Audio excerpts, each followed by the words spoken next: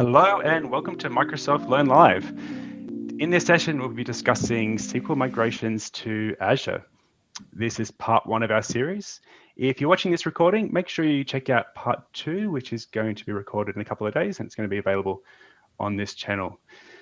My name is Ben Harding, and I'm a customer engineer in a team called Fast Track for Azure, or FTA, you might hear me say. We are a Microsoft-funded program designed to guide, coach, accelerate, and grease the wheels and unblock customer projects, as well as run sessions like this one today. My team covers all technologies on Azure and the ever-expanding stack of Azure. And for me personally, I've been working with SQL Server for almost 20 years. I've been in Microsoft for 10, and I've been in FTA or Fast Track for Azure for the past 5 years, helping customers one-on-one directly migrate into Azure. And I'm based here in sunny Canberra, Australia. And my co-presenter today is Kruti Mehta. Kruti, would you like to introduce yourself? Hey, thank you, Ben, for that quick introduction. I believe you covered most of it, but yes, I work along with Ben for the Fast Track team. I've been with Microsoft for more than 6 years now. I also handle data technologies, and we cover everything under the hood that falls in data and analytics, both Ben and me. And today we are here to present you a special scenario for SQL migrations. We are going to help you probably in one short hour to quickly catch up on most of your confusions, the caveats, how to do the migrations, and helping you out with the fast track video for today to ensure that your SQL migrations are successful and we can help you with that. Over to you, Ben. Thanks, Kruti. And if you'd like to know anything more about Fast Track for Azure, how to utilize our service, I'm just going to ask our moderators if they wouldn't mind popping a link in the chat.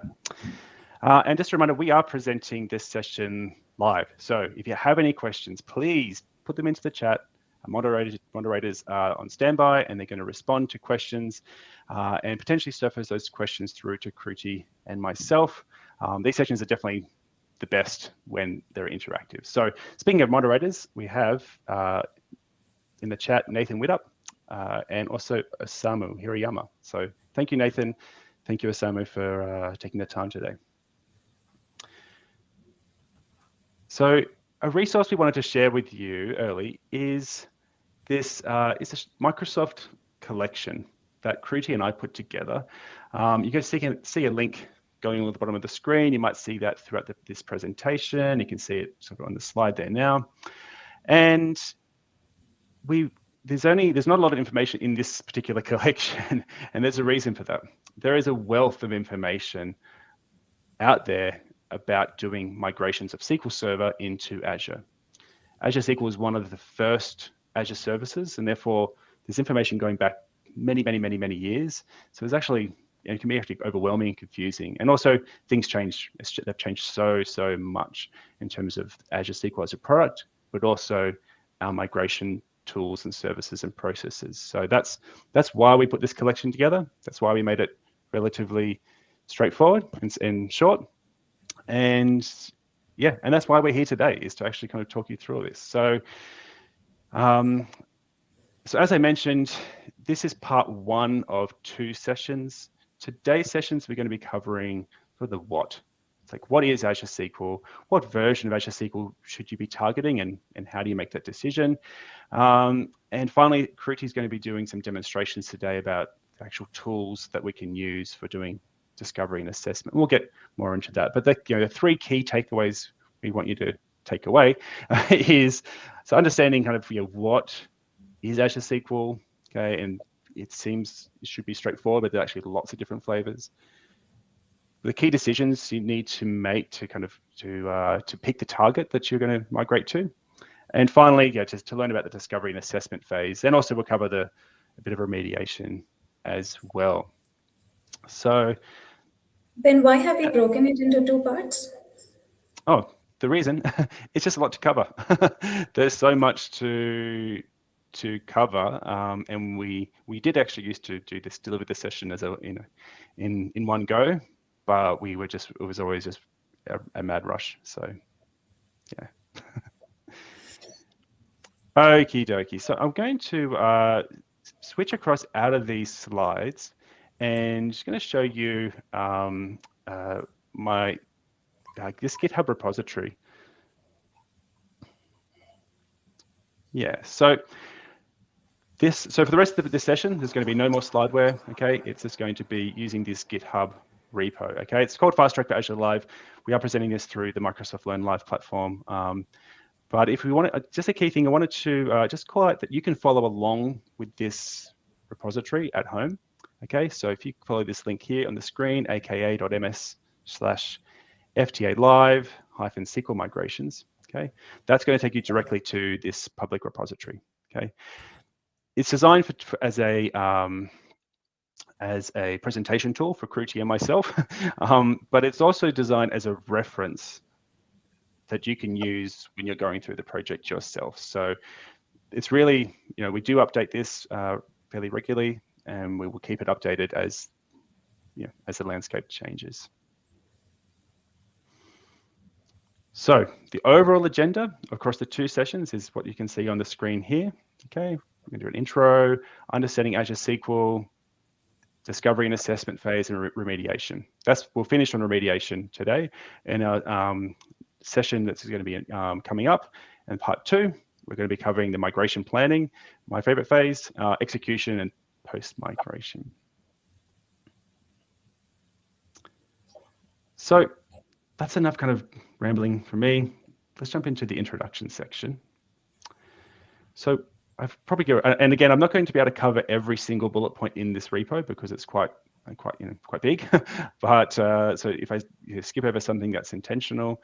But I think if we really covered, we'll just cover who this is for. So anyone that is interested or about to do a migration from SQL Server to Azure SQL, and that could also include SQL Server on Azure VMs. Probably more likely the scenario might be SQL Server on-prem, but basically anyone making that migration. So we're going to be walking through the various offerings and tools, and we do this at a different cadence as well. If you want to check out this link on the screen, aka.ms/FTA-live. But now that we've got recorded, we may not deliver for a little bit of time. And I've already covered the why, that Azure SQL has been around since 2008. Okay, so that's a very long time for blogs and articles and tooling to be available. And so when you start searching, you end up finding links from a decade ago, and those are always out of date. So that's why we wanted to put this one together. And the reason we have collated this repository is what we have noticed that happens with most of our customers is that there is a lot of information out on the web, a lot of information on Microsoft website, but it gets difficult to follow along when you move from one into the other. And this is the piece where we usually find challenging for our customers when they go to SQL migrations. So the intent of creating this entire repository with all the hyperlinks and everything included is such that we can break it down into step-by-step options that you can take and how you need to do it, whichever mode you select. And hopefully this will give you something like a chapter-wise book which you can follow during your SQL migrations with whatever you need, starting from evaluating your server till the end migration. You should find it in this one repository alone. Over to you, Ben. Yeah, thanks, Kruti. That's great. So the first place that a lot of people will go to, and is where I'm going to be directing you to right now, is this landing page called Data Migration. Okay, let's just go check this link out. Okay, so this covers pretty much any data migration scenario.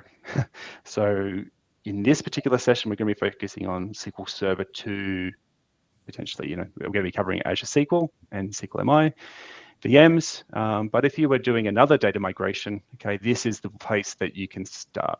Okay, if you've got an Access system, if you're doing SAP, so it's it's like the main landing page, and I'd really strongly encourage everyone to remember this link because it does link you to all the official documentation.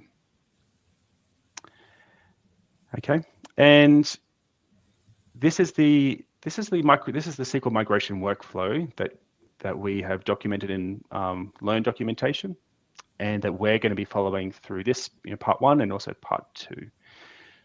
So just really high level about what each phase covers. The first phase is the discovery phase, okay, which For some migrations, you don't need to go through a discovery phase because you're doing potentially an application in the database server. Other migration scenarios are where you're migrating an estate, maybe an entire data center, maybe hundreds of servers, potentially thousands, potentially tens of thousands. So that discovery phase for those projects is really critical. And I've definitely been in environments before when you do a discovery and SQL Server SQL Server instances pop up out of the woodwork that you never knew existed. So it's a really critical phase for those sorts of scenarios. And it's also, the kind of flows through into the assessment phase. So normally it's a discovery. Cool. Now I know what I've got. Now let me check to see in the assess phase, is this particular database going to be compatible on Azure SQL or a particular flavor of Azure SQL? Is it going to have the features that I need? Is it going to have the compatibility? Is the right SKU? Is it going to have the right performance, the right cost, and so on? Then we go through the remediation phase. So before we can even begin migrating, we might need to just remediate some issues. So there might be some behavior changes, hopefully just minor ones. If there's some breaking changes, obviously you do need to fix those before you can progress, and then look for any deprecated features. If you're on an old version of SQL and you go into a new version of SQL, those old features very, very, very occasionally get deprecated. We announce they're going to be removed, but they often stay in the product, but you still need to check them. The actual success of your migration depends on the first four stages: the discover, assess, remediate, and plan. What majorly goes wrong over here is the planning phase or the remediate phase comes later on when you have already started your migrations, and this is what most of the customers do wrong. So we are here to emphasize that if your foundations are laid correct, your migration is actually seamless. What Ben will emphasize now on is the activities that you need to do during migrations. However, if you do the first four activities right, 60% of your migration work is already well set and done. Over to you, Ben. Yep. I'm going to raise the stakes. I'm just going to say like 80% is done. If you, especially that plan phase, which is going to what we would kick off part 2 with, but if you do it, it's basically like, I always think of it like when you're painting a house. A huge amount of the time is in the preparation. You've got to go, buy the paint and lay the mats and cover everything. And then you actually put the paint on and you're done. And so a huge amount, same with the migration. It's all in the preparation and planning to have a successful migration. So in part 2, I won't talk about this too much now, but part 2, we're going to cover plan. Okay, what makes a good plan, testing the plan, rollback plan. Then we talk about the migrate phase, which there's a lot of focus on that migrate phase. Like, how do you do the migration? What tool should I use? What process? And that's all really important too, but you've got to focus on these first 4 bits first. And then finally, the post-migration phase, which is often sort of forgotten about. And it is really important, especially when you're going to a new platform like Azure SQL. Get to turn on some cool new features that you maybe didn't have back on-prem. So that's it for introduction. Let's switch it into the proper stuff. Like, so what is Azure SQL? What do we mean? Like, what do we mean when we say Azure SQL? Because I know a lot of people probably thinking maybe a specific thing like Azure SQL database, Singleton or something. But what is Azure SQL? Well, it's something to do with the database on the Azure cloud. That's all I understand. But how is it different? I mean, is it not then, or is it something different? Oh, it's I'm glad you asked. Azure SQL as well. It is, colloquially, people refer to Azure SQL and they might be referring to this Azure SQL database, but it is an umbrella term, okay, for Azure SQL database, Azure SQL managed instance, SQL Server running on virtual machines on Azure VMs, and also Azure SQL Edge. So it's does it make any difference if I select any of them? Makes a huge difference because they are, they're all just a little bit different, and we'll get into that in a bit more detail. But the critical, probably the ones we're going to be focusing a lot today is the Azure SQL managed instance, Okay, it's one of our two PaaS offerings that we have here, Azure SQL MI and Azure SQL Database. So Azure SQL Database, just quickly, was one of the original Azure services. Okay, it is when you deploy Azure SQL, okay, you deploy a database. You deploy a database, you get an endpoint, and you can connect to it. So for net new applications, and for many also, of course, migrated applications, it's a great choice.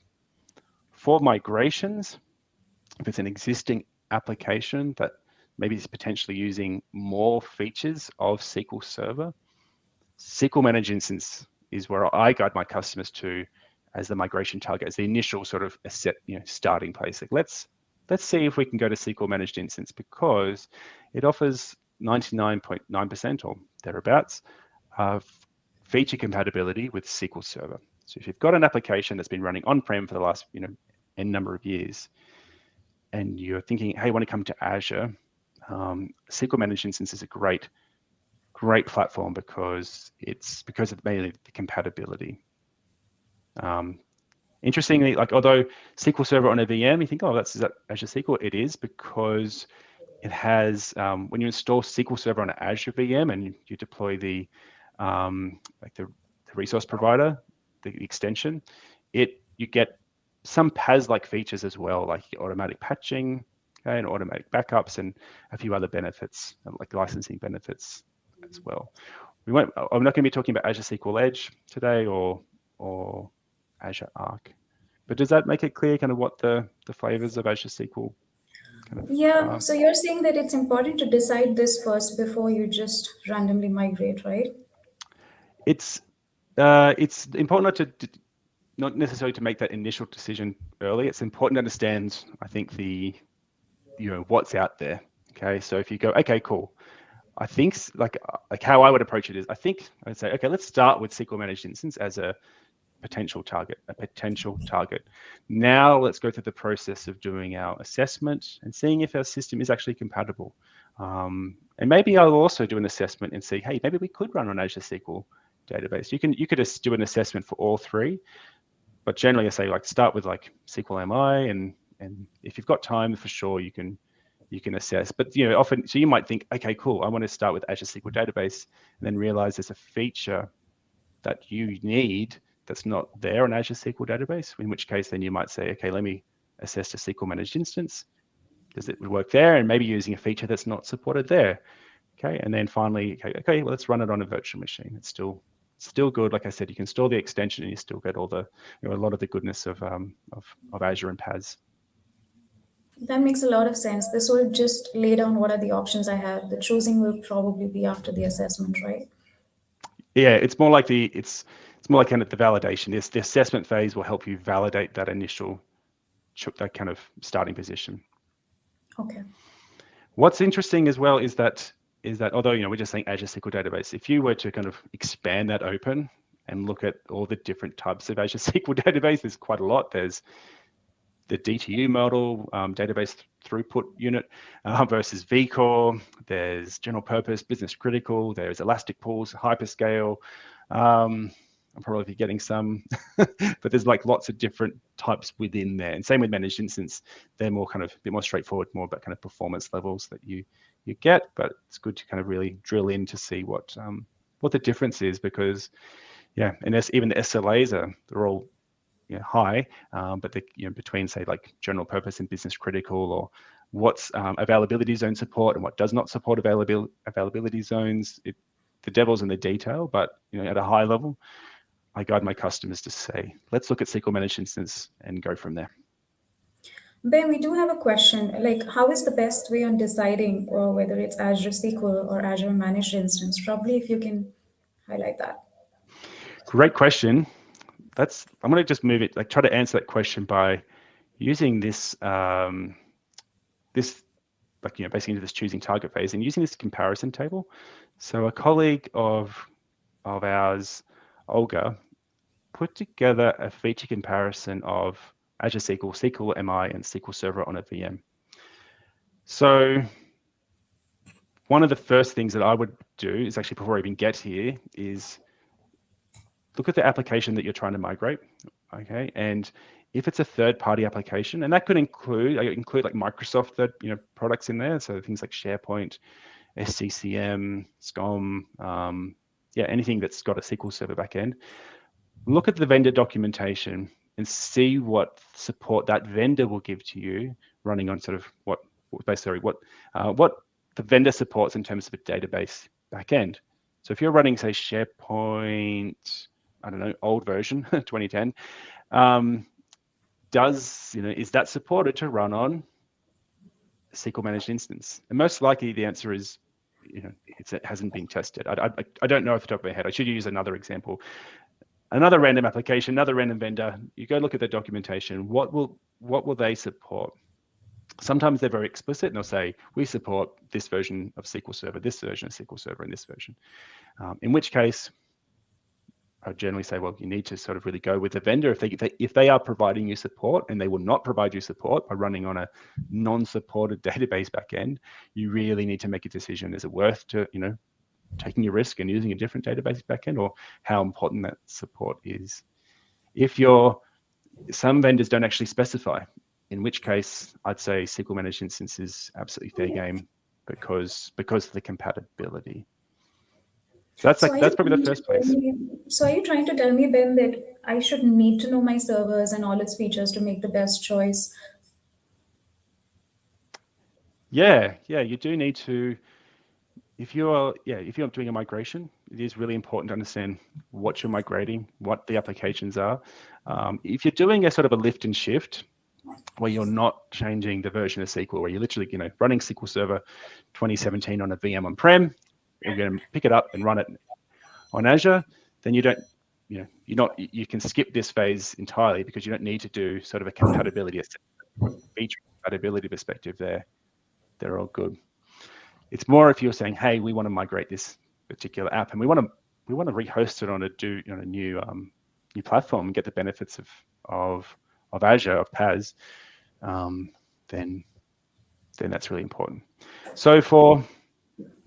Okay, let's say the vendor's like saying, yep, you're cool, you can run on any version of SQL, Azure SQL, SQL MI, SQL Server on a VM in terms of vendor support, or maybe it's an in-house developed app so you can really make the decision yourself. I use this table, okay, and look at what features my application is using, say on-prem, and basically kind of see, is it supported on my potential target? So I've said, okay, well, I think I want to go on SQL Managed Instance. Am I compatible? And first, this is a manual check. We've got tools that help do this part too, but I would be looking down and saying, okay, actually what I really look for is for anything that says no. So I'm coming down here, got SQL Managed Instance in this middle column here. I'm coming down here and I see a no. Okay, database mirroring is not supported. Okay, that's okay. I'm not using database mirroring. I'm going to keep going. Oh, here's a no, I don't care about those ones. Okay, file stream. Maybe my application is taking advantage of file stream. I can see Managed Instance does not support it. So I can follow a link and it's going to link us to documentation about, a bit more detail, like what does that actually mean and what's a comparable thing you can use in Azure. But if you are doing a migration and you cannot modify the app as part of the app, like you don't have any, part of the migration, you don't have any budget for refactoring, this can make a decision quite simple. You just go to SQL Server on a VM where it's fully supported and away you go.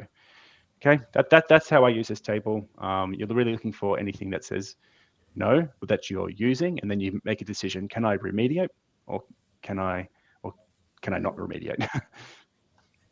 There's one more important thing to notice or observe here is there are certain high availability options which are specifically no. Simple reason, because the PaaS service offering always gives you the inbuilt capability of spinning up DRs, or they might already be running replicas, and that's significantly why it is kept no, which essentially means that you might be paying for one server, but we take care of the backups, we take care of the high availability for you. And that's specifically why it is designed as a no, so that the administration overhead is taken off from you. So even while it is no, please ensure that you are checking the high availability and inbuilt capabilities before just deciding, on something like database mirroring not supported, because it could be a deprecated version and we might be giving high capabilities instead of it. Yep, spot on, Kruti. That's great. Great call out, because yeah, database mirroring for many environments used it for high availability. Okay, install, I have my database here and I mirror it to a different server. I get HA on-prem.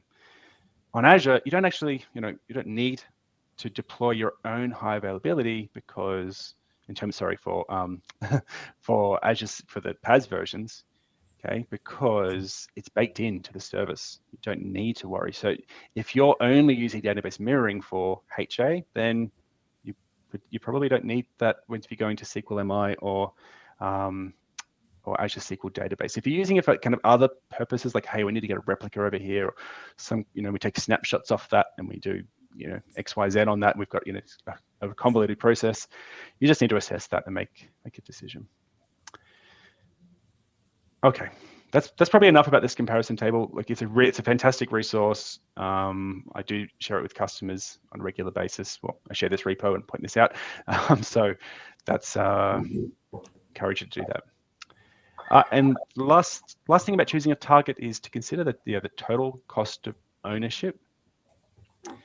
We've probably seen a table like this before, okay? But it's showing you who manages what, the roles and responsibilities in terms of management, where the dark blue is managed by the customer, light blue is managed by Microsoft.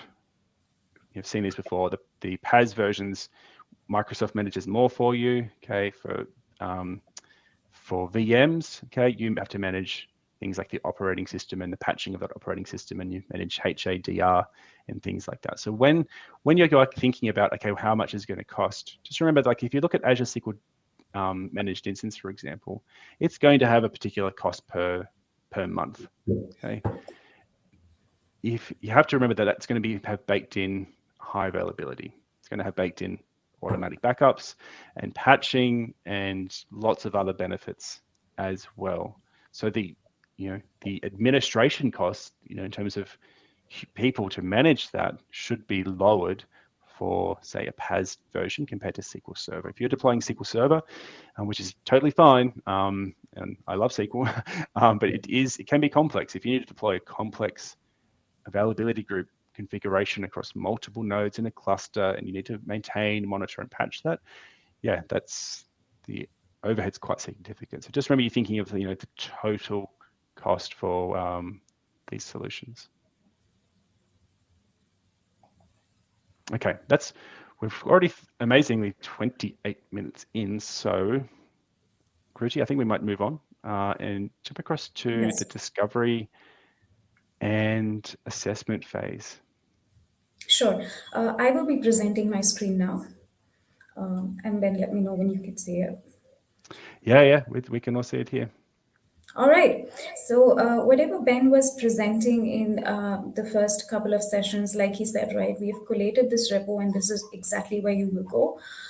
Where in the first two sections, like you can see, we're going to try to help you assess which is, possibly a best fit. We are not going to make that choice yet, because features is not the only section that will decide where we will go. There are a couple of other actions and other interdependencies which customers usually don't think about, and that's what we're going to call out in the discover, assessment, and the remediation phase.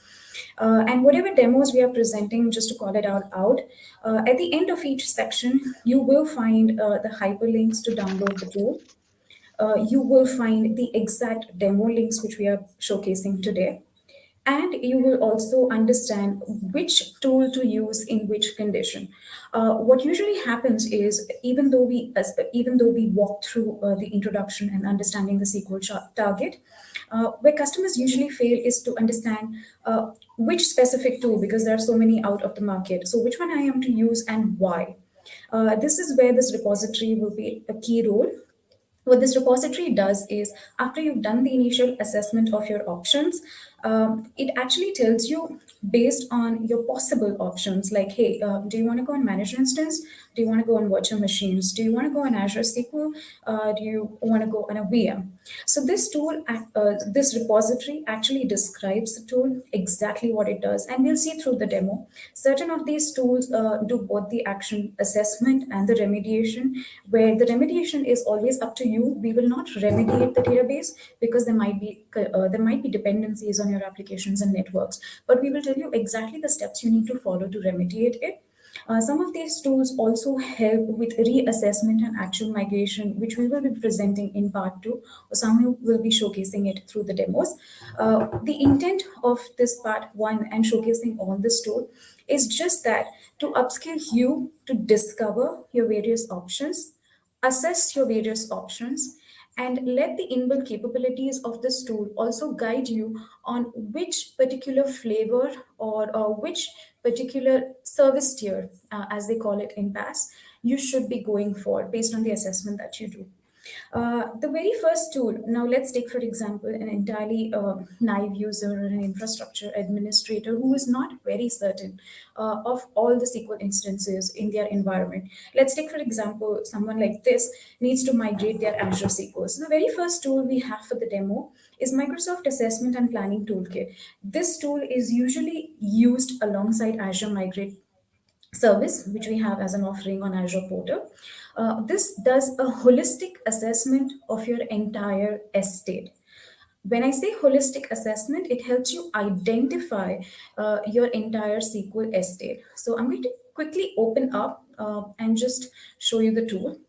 Uh, when you download Microsoft Assessment Planning and Toolkit, you also get some sample repositories like the sample documents and a toolkit Word doc, which you can follow through the exercise. So as you can see what I'm projecting over here, uh, what is the interesting area for the DP is that you download the demo database, you install it, or you connect it to your existing non-production SQL instances, and you get a hang of this tool such that you can then evaluate your estate. What this tool does, it also gives you an option to connect to your various servers. You can also evaluate your desktop virtualization, your server virtualization, but today our focus is going to be purely database, where you can collect an inventory of your database. This tool gives you an option to connect through Windows accounts, but you have to ensure that the necessary port or the IP addresses are mentioned when you spin up this tool. That is not a part of this session. However, you will be able to find the necessary privileges that you need through this entire toolkit demo. So make sure you follow this as is if you're using it for the first time. It also talks a little bit about your network and infrastructure. So hopefully you should be good to go if you are following the Word doc as is. Now, as you can see over here, this tool got connected to my entire estate, and it discovered a total of 235 instances. And it also discovered the various features. So what this means is it overtook the overhead from me, wherein which I have to sit and assess each and every feature.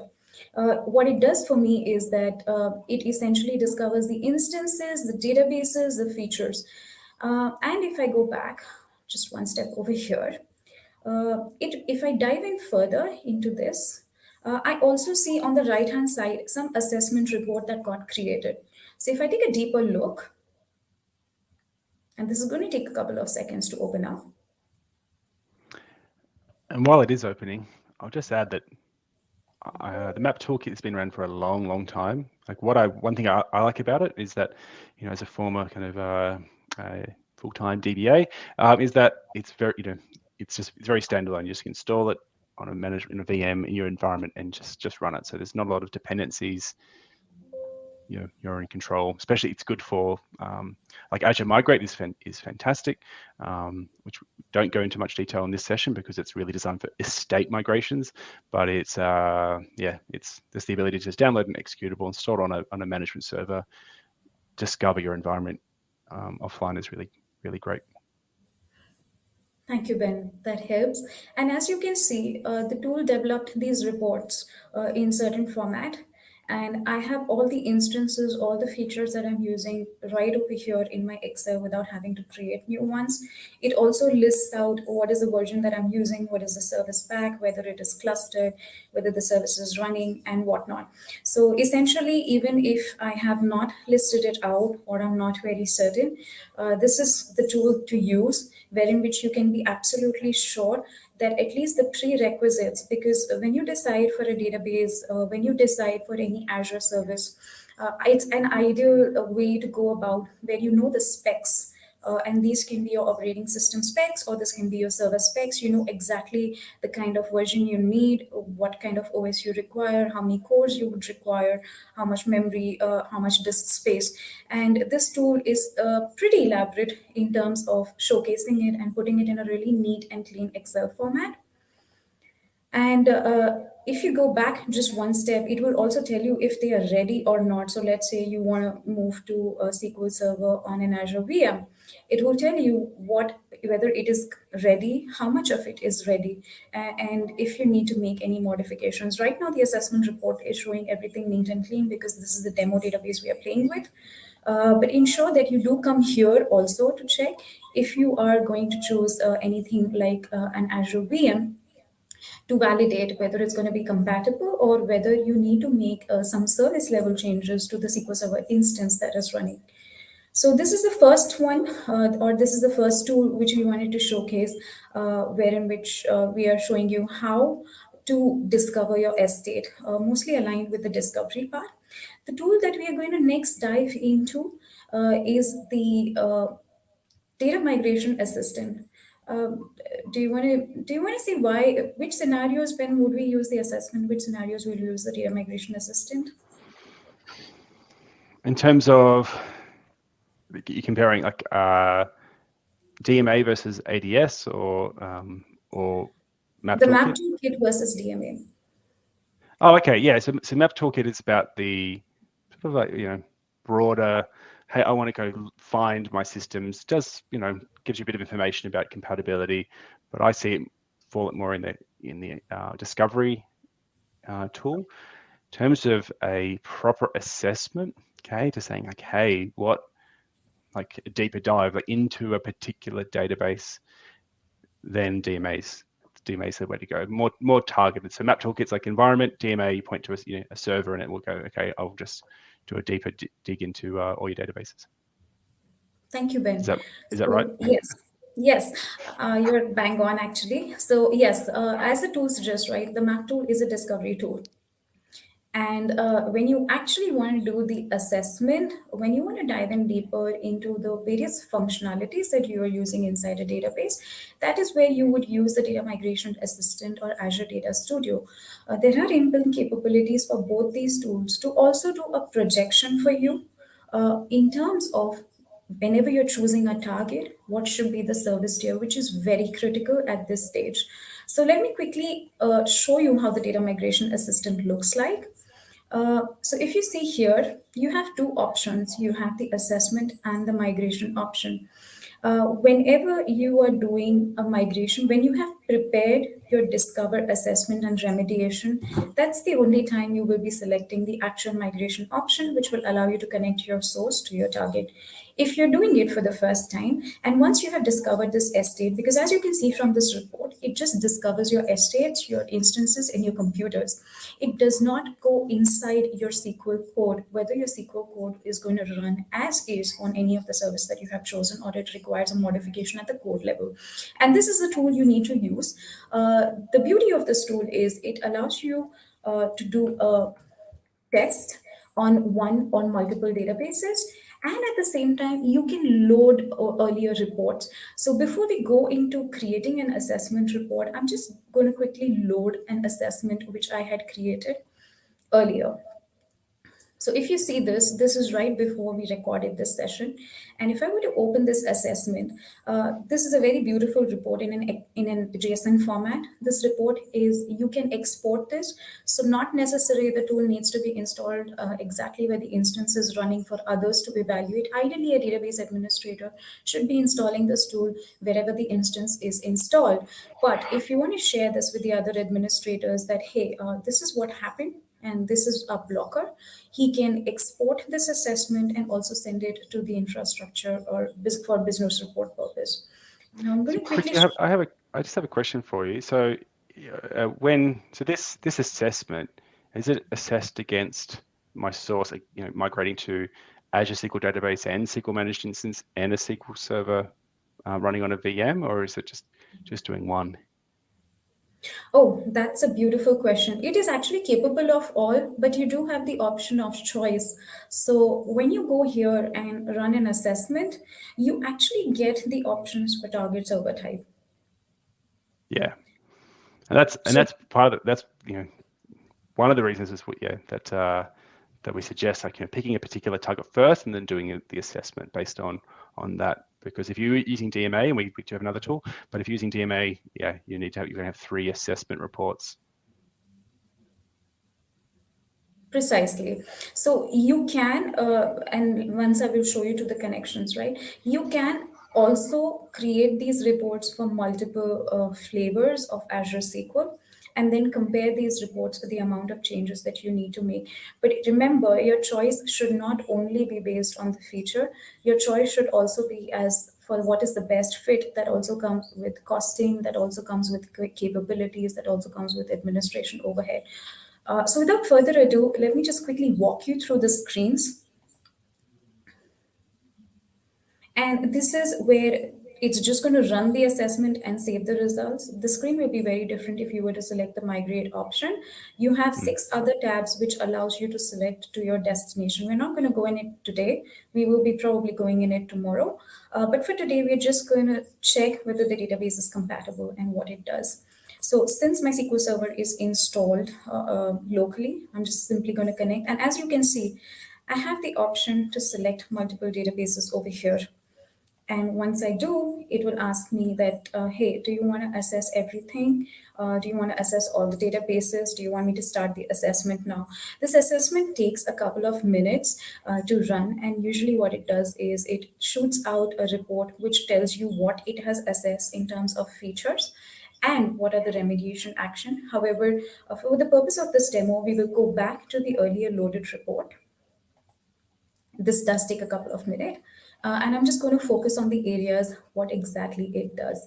So if you were to see here, it tells me the feature parity and compatibility issues. So my SQL Server today on the version it is running, it is using certain features. Now, if you see, there is a beautiful categorization on your left-hand side in terms of the issues.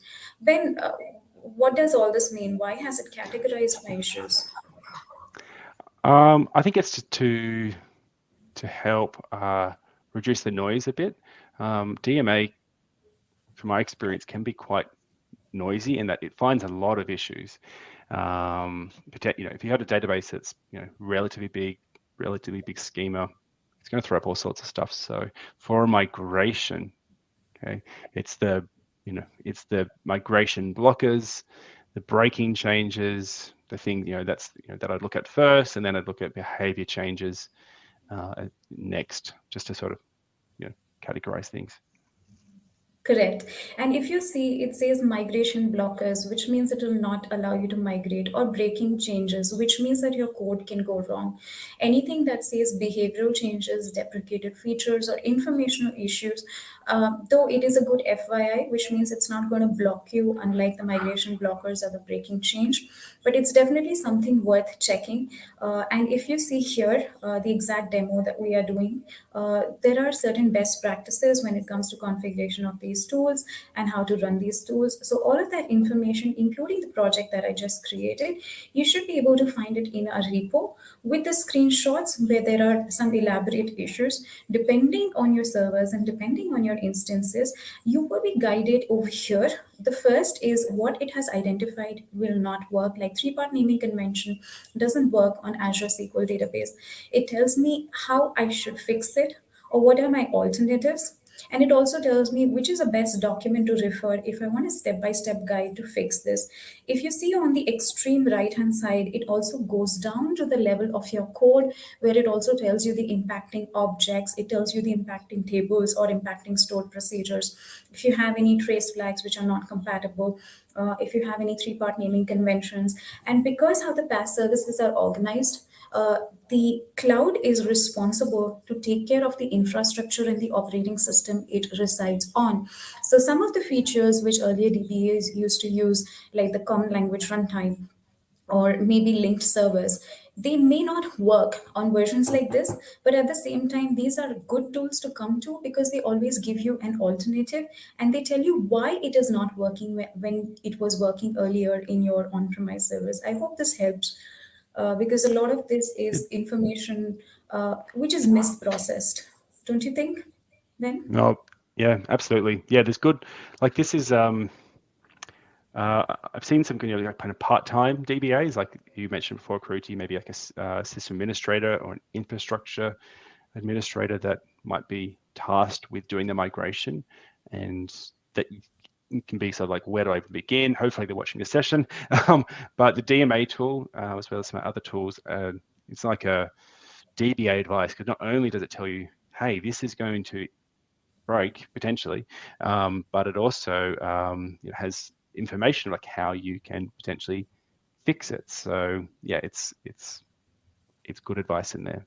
But just be aware DMA can be quite noisy. So like on a proper, like if you targeted a system that would have like dozens or maybe a couple of hundred databases, they're all different schemas, can be overwhelming, the amount of stuff that it will emit. We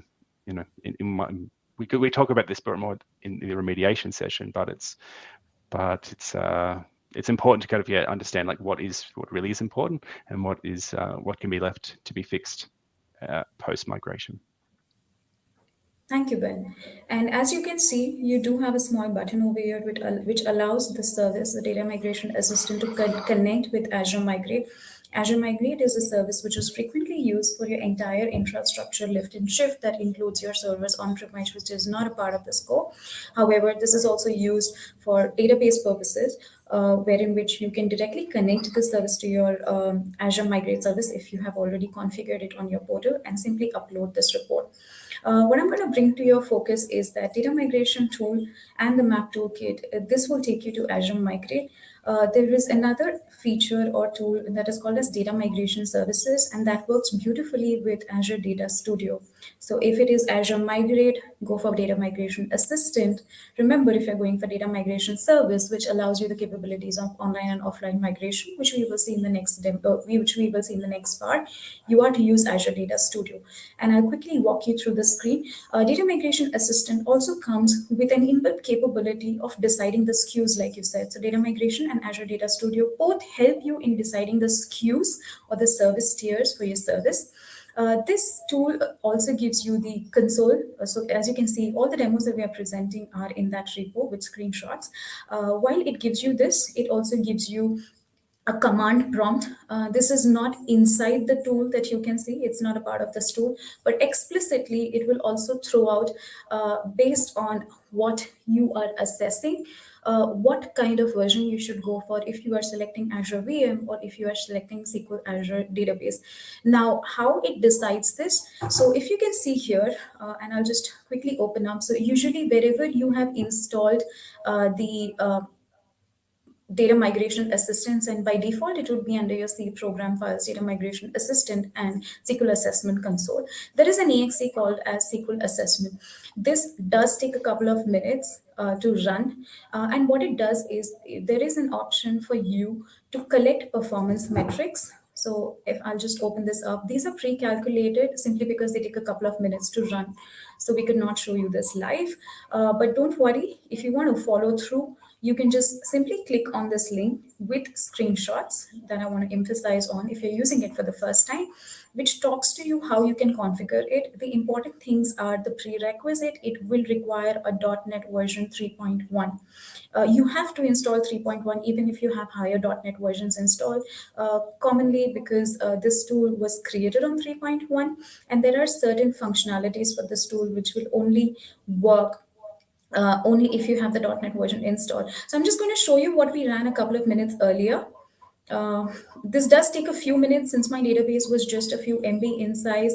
It did not take much time for me, but I'm going to scroll up and I'm just going to show you the errors which you may run into. Like it does require the default examples over here that you see requires that you have C drive permission and output folder mapped where it can connect to your instance through these connection strings and start capturing performance data. If you don't set this up, you might run into errors that you can see on my screen that, hey, I don't find the .NET version, hey, I can't find the folder and whatnot.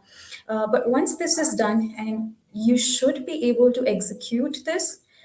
If you are even not passing any parameters, the executable is intelligent enough to prompt you for which is the server you want to connect. So this data migration assistant can also be on any other server, not necessarily your SQL server, which I will show you on the pop-up window. All you have to do is pass the right metrics.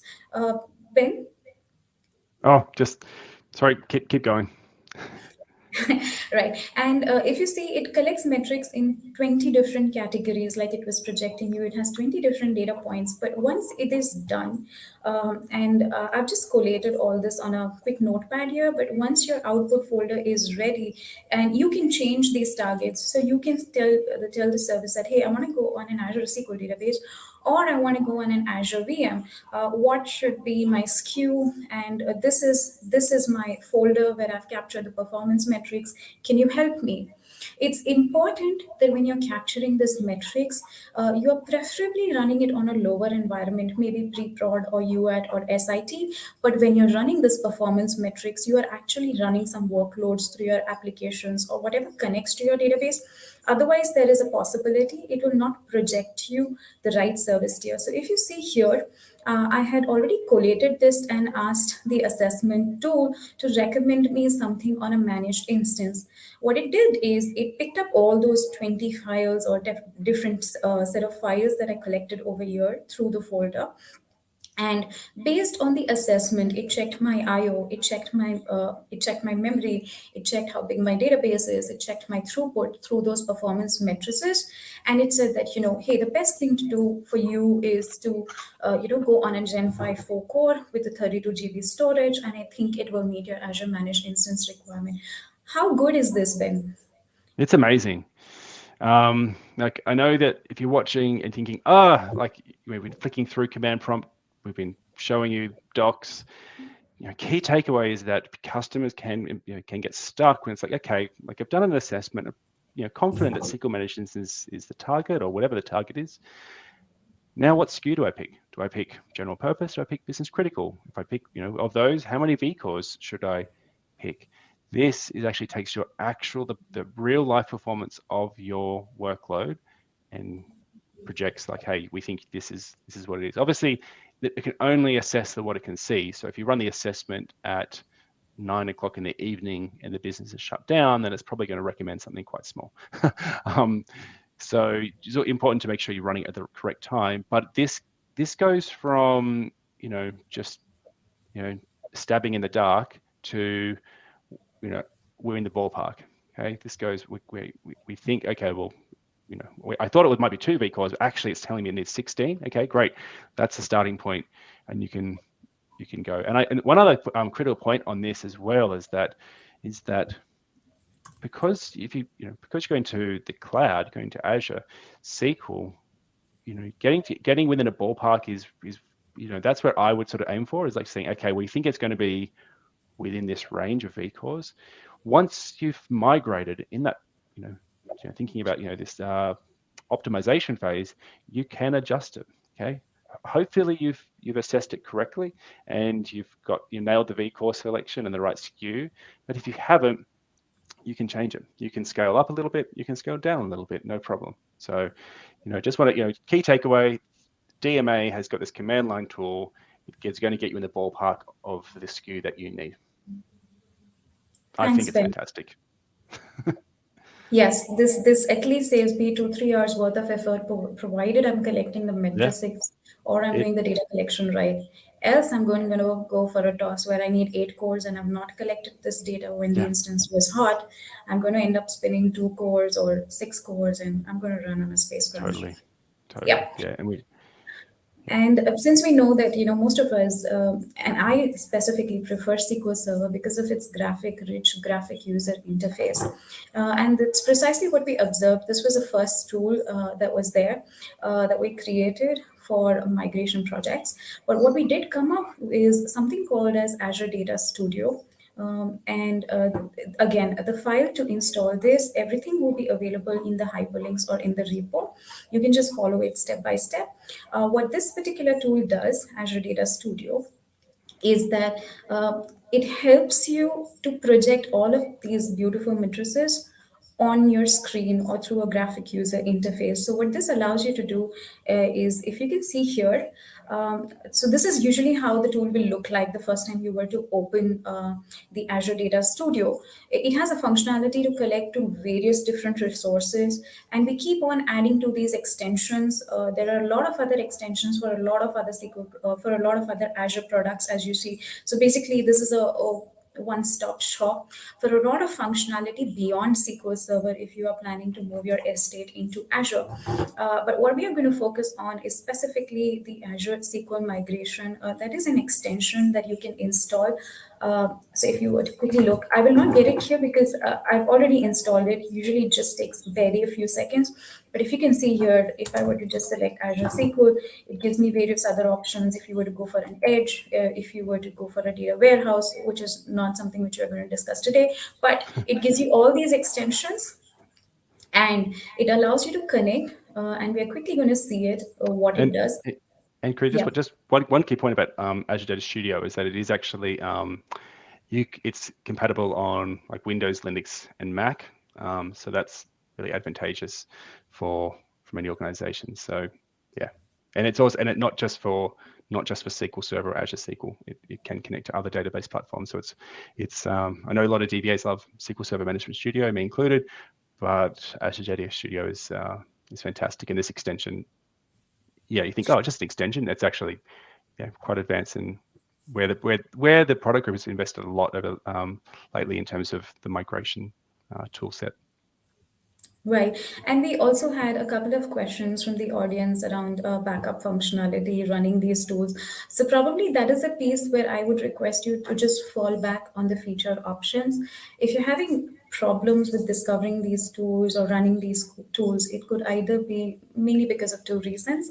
One is your operating system, where you have installed these tools. Maybe you don't have the right .NET version and whatnot.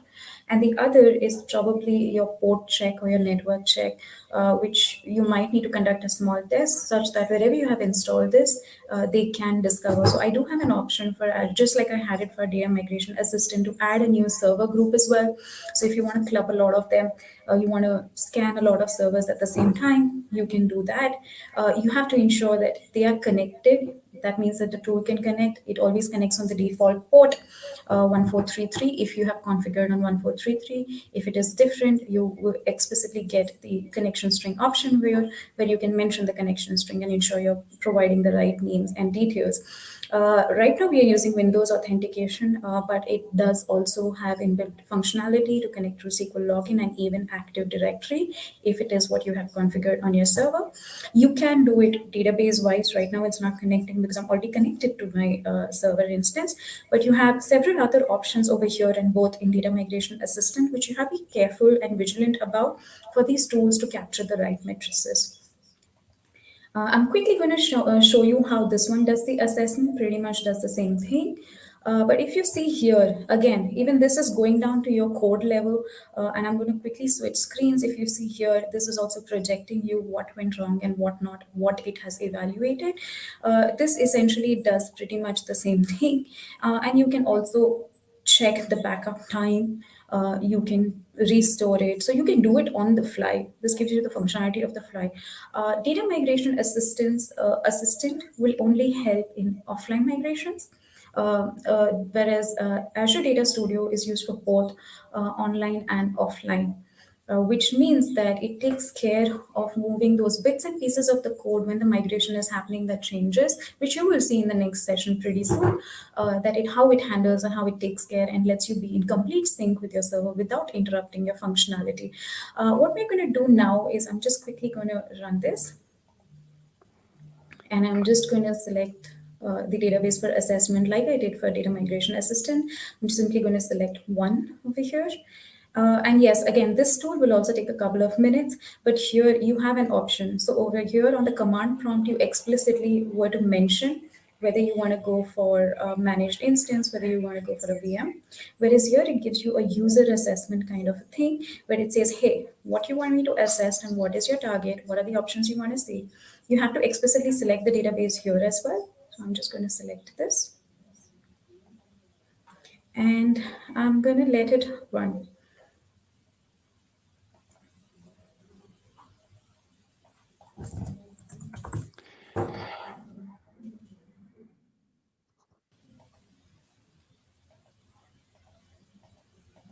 So something we might see will be interesting to see actually, because the extension gets updated all the time. But the rule set that Azure Data Studio Migration Extension uses is more streamlined and migration focused compared to DMA.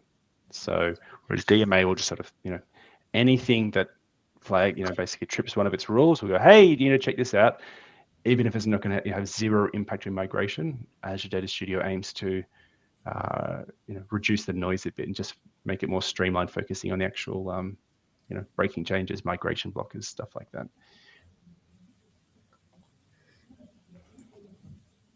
And what is a good demo if it does not work like you expect it to? Of course. So yeah, I'm just going to restart the assessment, but let me just quickly, in the interest of time, take you back to the screen where we have collected these screenshots and collated this. So what it does is it will just project you the SKUs. I'm going to try to fix this. And in the meantime, Ben, if you can project the recommendation piece or the hyperlink for Data Studio for the demo, I'll just quickly connect this to mine. Ben, if you can just yeah, go sure. ahead and project. Let me bring this open for.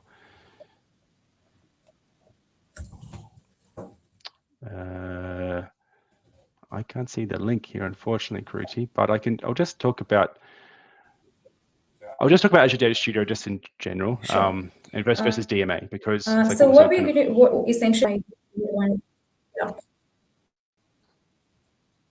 Yeah, not sure if that was. but I think, thanks, Ben. If I can have the attention back to my screen, I'll just Sure. walk you through the screenshot. Unfortunately, it's taking a couple of minutes for me to connect, and I think I ran into a network issue where I'm not able to connect to my Azure service. But essentially, this is how it would project the recommendation selected. This tool will also run for a couple of minutes, mind you, depending on the size of your database, and ideally it is preferred that you run it when your databases are hot. But whatever performance metrics that got captured here, it will project it in this form wherein which you get the recommendations, you get the SKUs, you will get the compatibility report.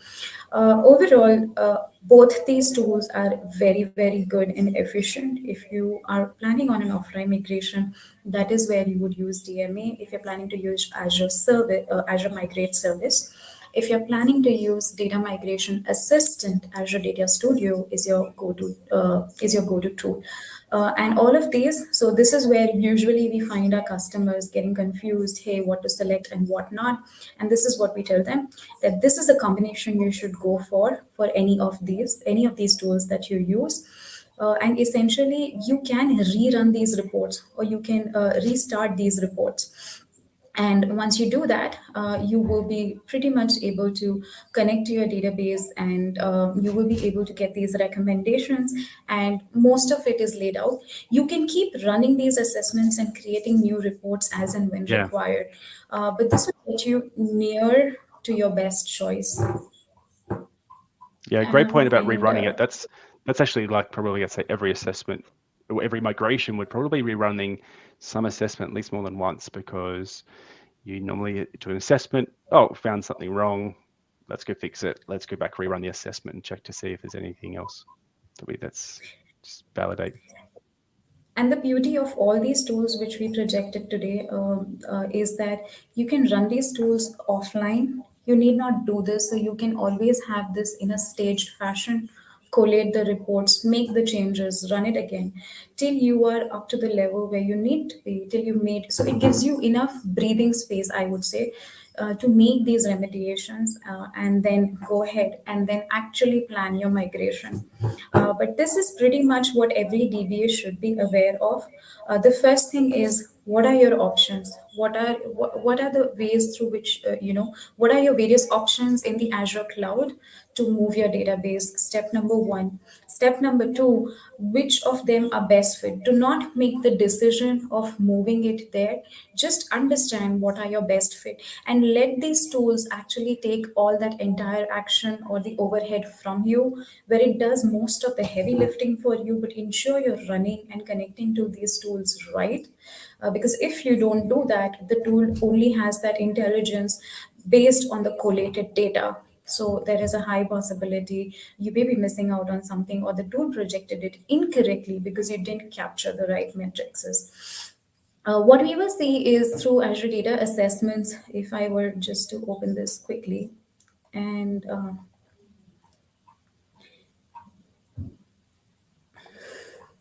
if you see here, if you go through the help link, I'm simply doing that because it's taking some time for the Data Studio for me to connect. But essentially, if you see here, it allows you an option if you have already captured. That's what I tried to do. I had already captured, I had captured some matrices and I put it in a folder, but I was not able to connect. But it allows you to connect to that folder and project this enter and come back to the screen where it tells you what is compatible and what is not. And with that, we are back to you, Ben. Well, don't worry about the demo. That's we got to see the map toolkit, NDMA, and partly ADS in full flight. So thank you, Kruti. Just to before we move on to the remediation phase and then we wrap up, just remember that there's the discovery phase. Okay, so we've got the so like on my screen here, you'll see we're looking at the tools for discovery, the map toolkit, which Kruti demonstrated, really great tool, download, install, done. Azure Migrate, if you are doing a sort of a bigger picture migration, okay, migrating a bunch of VMs, it's very likely you're using Azure Migrate, which we're not going to demo now because it's sort of, it's quite big in scope. Assessment phase, okay, we've covered items 1 and 2. We're not going to be covering the database experimentation assistant. I guess a pretty advanced tool, I would argue. But I would I think Azure Data Studio is a really great option if you're, because it can do it all. Do the assessment and can also do the migration. It facilitates offline or online migration if you're going to managed instance, and it's great tool. Okay, so that's it. We've through discovery and assessment phase, and I bet you're itching to know. Okay, cool. You showed me Azure Data Studio. You showed me DMA. Just hit that migrate button. I want to see what happens. You're gonna have to come to our next session to see that. So let's move on to the remediation phase, which we've already covered, I think, a bit. So remediation, like, why do we remediate? So it's really about getting the assessment tool has shaken the tree, and all these issues have fallen out of it, and it's like okay, well, which ones got to pick them all up and start looking at these. The first thing I would recommend doing is to categorizing the issues. The tools already do a great job of that for you. Look at pick the to the low-hanging fruit first. Just do the things that you can address quite easily, and then move on. If you don't have a DBA as part of this migration project, it'd be really great if you could get one, but I can understand that you don't. So just leverage the tools that give you the guidance about what these things actually mean, and do I need to care? Can I just ignore that one? How much effort does it take to resolve? Also, just one other point is that if you're using, say, DMA or ADS, and you're doing a server with, like, lots of databases, hundreds of databases, we often see the same issue repeated, okay, throughout lots of databases. So just, you can quite often you can say, oh, okay, well, I've got this particular store procedure or a bit of code that appears multiple times across multiple databases. You can generally fix that once and then apply it to the multiple databases. So sometimes you go, oh, there's like, why is it showing 100 store procedures that are incompatible? And you look at it going, oh, it's actually one store proc. I can just fix, basically, I need to work out a fix once and then I can apply it everywhere else. In terms of, we're focusing on the migration component. These tools will throw up stuff that you should look at and should put on your backlog. Things like, you get deprecated features. Oh, okay, well, using the incorrect join syntax or using the incorrect comparison operators, like the not equals to. Those things potentially will keep working forever in SQL Server, but not necessarily. We've announced that they are deprecated. It means that they may not be in a future version of SQL Server, and it's technical debt. You need to put that on a backlog somewhere and address them. Okay, so that's so Kriti's run through all these screenshots before. Okay, and I think and this assessment tool, and the SKU recommendations. So in terms of so in terms of remediation, I think that's, I'm not sure. Kriti, do you have anything else to add in terms of this remediation phase? No, what we want to, but I think what we want to call out is that your assessment and your remediation will differ from organization to organization and database size to database size. We have seen instances where the initial discovery and the assessment phase does run for a couple of weeks because of the amount of remediation activity that was required to be performed, and others where there is not much, wherein which you can straightforward, just go ahead and migrate, because the tool also calls out that what are the actions that you need to take. There are some scenarios wherein which we have seen that it's pretty straightforward, it's pretty quick, and these tools essentially do that job of shortlisting your various choices. Now, there are two things to consider here. You are essentially, two steps ahead than just deciding on your options. You're two steps ahead in terms of what is the functionality and what is the service tier, and overall how much it's going to cost me. Whenever you're taking this consideration, you have to ensure that your overall cost, or the total cost of ownership, as they say in cloud concepts, is that you get the maximum benefit for whatever it is that you're paying for. So if this tool gives you a functionality of high availability without you having to spin up a different server, it is a plus one, because spinning up a new VM or spinning up a new server means you have to configure the connectivity between the primary and the secondary. And if the tool or the SKUs that you are choosing, it's just a one click, it's easy. Second is, if it is one click, what it does is, during the time of high peak load, and this is usually why we see our customers migrating towards PaaS services more, is you can scale it on the fly. What it means is that you don't have to spin up a different server with a higher spec. The tool gives you that functionality to increase or decrease your cores, increase or decrease your storage. And it also handles the connectivity piece, wherein which you just have to worry that it is inside the right VNet or you've configured the network components. But the tool essentially takes care of the VM under which it is deployed, and it will ensure that it has the necessary network components to run even after it is scaled. And this is one of the key functionalities for using PaaS services. Ben, at the top of your head, do you know any other reasons why a customer would go for a VM or a customer would go for a PaaS? I mean, I think in general, people, most people like the offerings of PaaS. I guess like one thing I have seen, I guess, for complex workloads is that SQL Server is a really a suite of products. Okay, it's got SQL Server, analysis services, SQL Server agents in there, integration services, SSIS.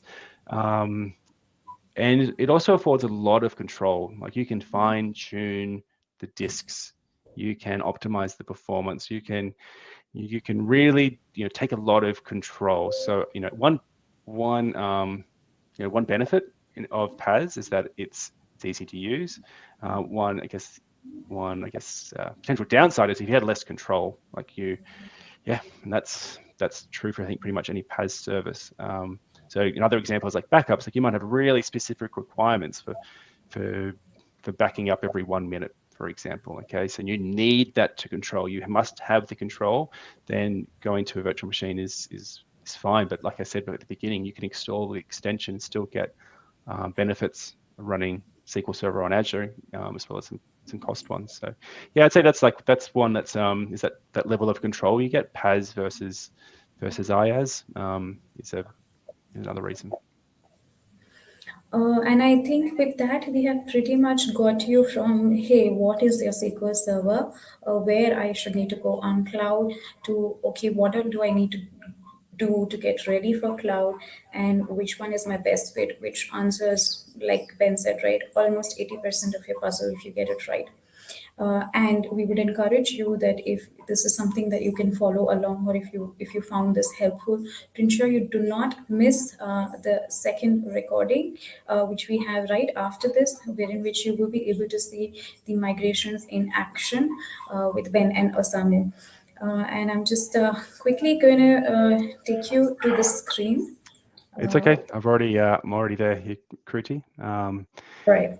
Just to, like if we're through that content, and so just wanted to summarize the things that we covered. So first of all, the term Azure SQL, we initially talked about what does that actually mean.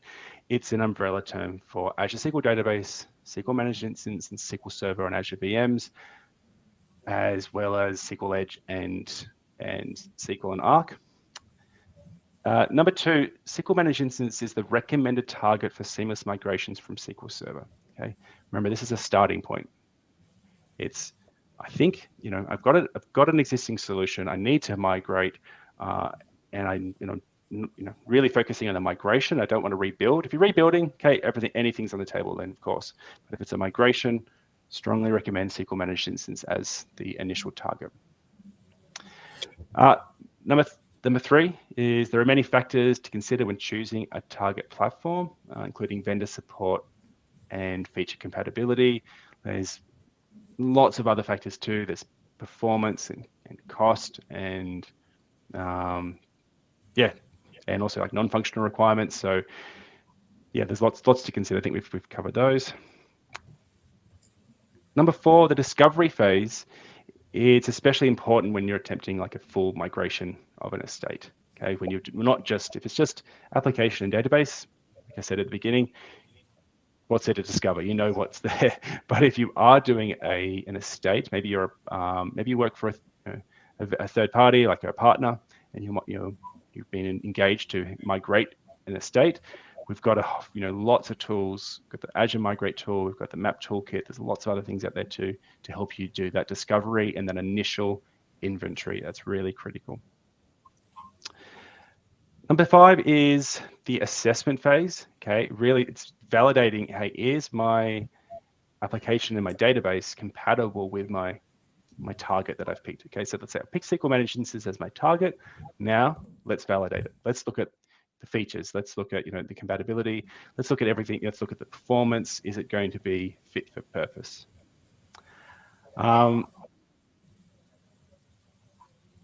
So number six, it's important to understand what needs to be remediated prior to conducting the actual migration. So I do see a lot of the documentation focuses on like, hey, we've got this great migration tool.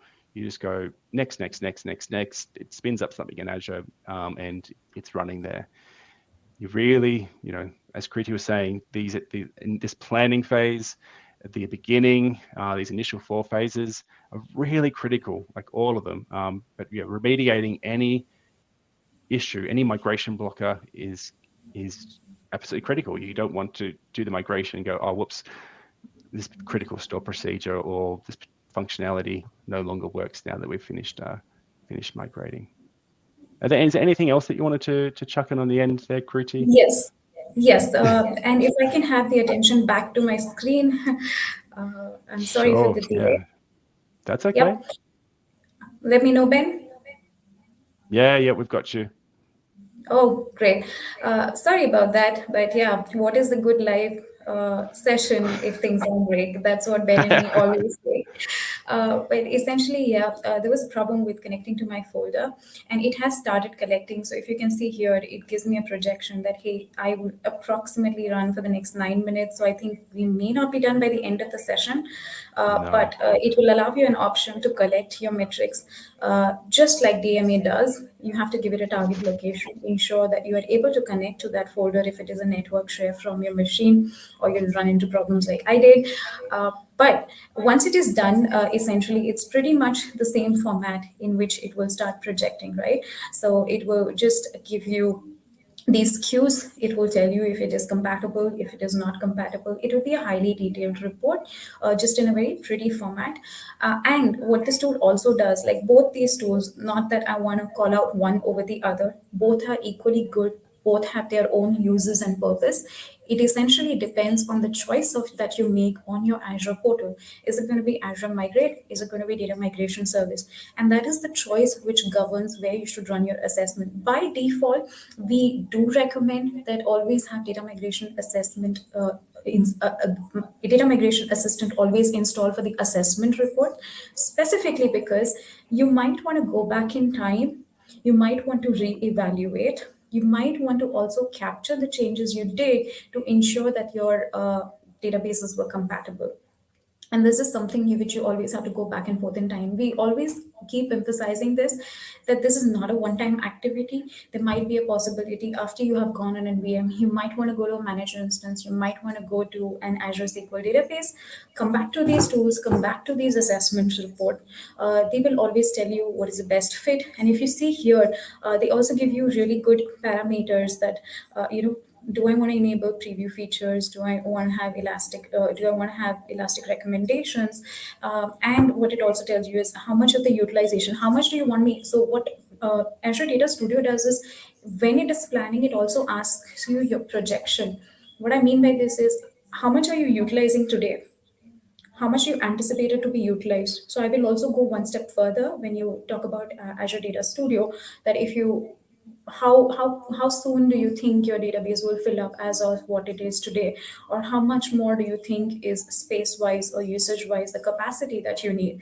You tell me that, and I will make sure that even for your futuristic projections, I will incorporate those recommendations for your SKUs. So this is one thing which I find is available only in Data Studios. This is not something that Data Migration Assistant does, but Data Migration Assistant allows you to consolidate. So over here, you can select multiple databases and keep running these reports from time to time, while data migration assistant can be loaded for every for every business user who wants to review those reports, for every infrastructure admin who wants to review that report, and they can have a consolidated view. With all of this said and done, what you can expect in the next couple of sessions, which Osamu will be presenting, is how whatever we did for today, from in terms of capturing your instances, capturing your databases, capturing your features, capturing your performance data, giving you a projection of what you should use. The next couple of sessions, which I strongly recommend do not miss out, also tells you what you need to plan and what is the combination of these tools that are available for which kind of flavor and for what kind of migration. So this is very critical. If you're able to follow through these videos, and even if you have not followed, but if you're able to follow through this repository, ensure to finish the cycle. You are going through the next phase, wherein which we show you the live migration through these tools, specifically Azure Data Studio, which we could not finish today because it takes a couple of times to run.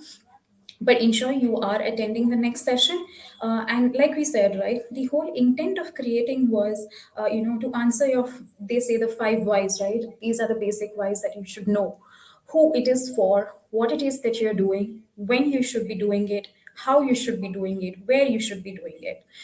So all of this, hopefully, that is the whole intent of creating and consolidating and also having these sessions, that it gives you a consolidated view. Because if you were to go through the data migration guide over here, or if you were to just bing it, that hey, how do I move my SQL Server, you will get random options. But if it is not structured and organized, there's a high tendency you may be doing all of it, but you may be doing it wrong.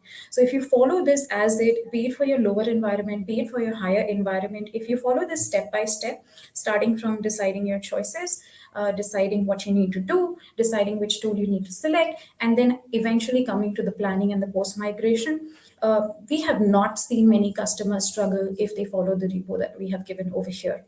Any second thoughts, Ben? No, I think that's a great summary, Kruti. Yeah, and I just want to call out that, yeah, if you want to continue the discussion, Kruti and I both are on LinkedIn. You've probably been seeing that coming up on the screen below. You can also find me on Twitter at SQLBenny. And yeah, we look forward to continuing the discussion. Just one other thing just to highlight is the link to our collection. Okay, so on my screen, I'm going to just show just now the link to the Learn Live collection, and we encourage you to check that out. It's not actually coming up on the screen. Maybe there's a problem. Anyway, we've had the link going across the screen a bit. We'll make sure it's in the chat as well. But if you're not sure, just rewind to the beginning of this recording. Yeah, that's the one, Kruti. If you don't mind, just projecting that. Let me quickly go on this screen share. Yep, that's the one. Thank you. And yeah, if you just go to the next slide as well, we just don't forget to call out the. Let's keep going. Next one. Next one. There it is. Okay, don't forget to check out part 2. I've mentioned it about 100 times, but yeah, please attend, and you're going to see the actual, the most important phase, which is the hint. It's the planning phase, and you'll see also some live migrations to Azure. So just want to thank you all for sticking it out if you have, and thanks for your time. We'll catch you next time.